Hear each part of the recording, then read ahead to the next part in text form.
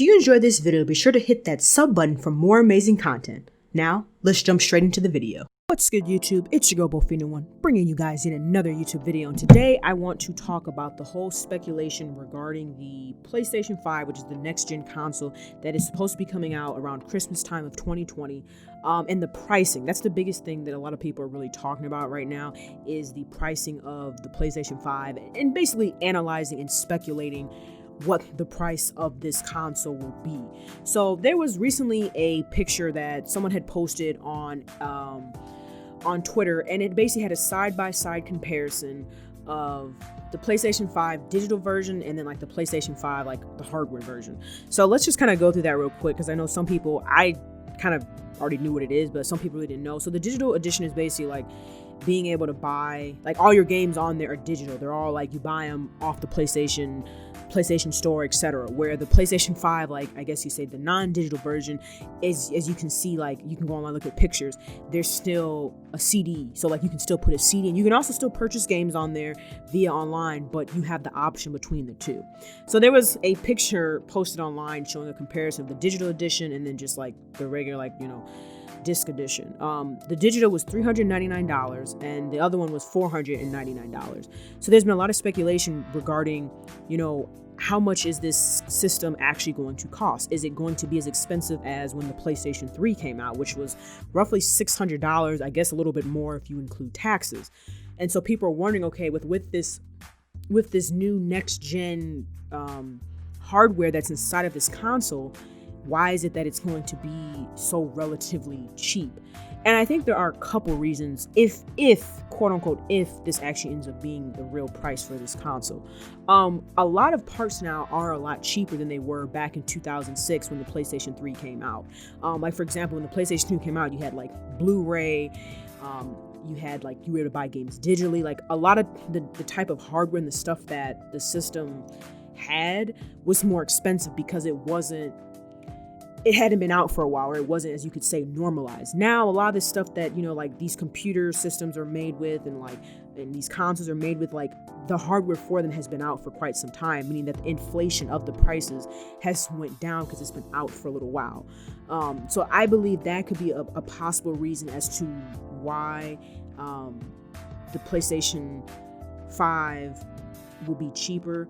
And as well as, you have to think about too, some of the features that the PlayStation 3 didn't have. Like, for example, the PlayStation 3 was free online. That was one of the biggest things that people were comparing when they were like, oh, should I buy the Xbox 360 or should I buy the PlayStation 3? The PlayStation 3 online was free to play.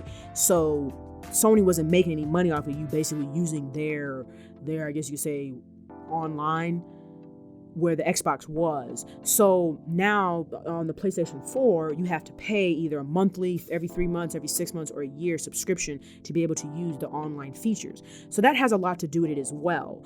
That, you know, they're also making money every single month, every year, however you pay for your online. That feeds into the console. That's like an extra expense, kind of like when they were comparing, like I said before, the PlayStation 3 to the Xbox 360. That was like an added expense that they are now going to be getting. That is kind of like, if you think about it, if you think about the lifespan of how long the consoles last before they come out with another one, they're gonna make X amount of dollars off of you just paying for the online to play, if that makes sense.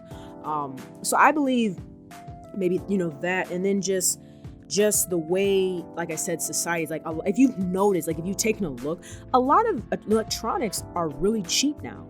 Like, they've went down. Like, if you think about 10 years ago, buying a flat screen TV, like a 40 or 50 inch TV, those TVs cost you $2,000, $3,000. You can now go get those same TVs for under $500. You know what I'm saying? So that lets you know that a lot of the technology that's in these new games or new consoles, it's been out for a while. So they're not going to charge the same price.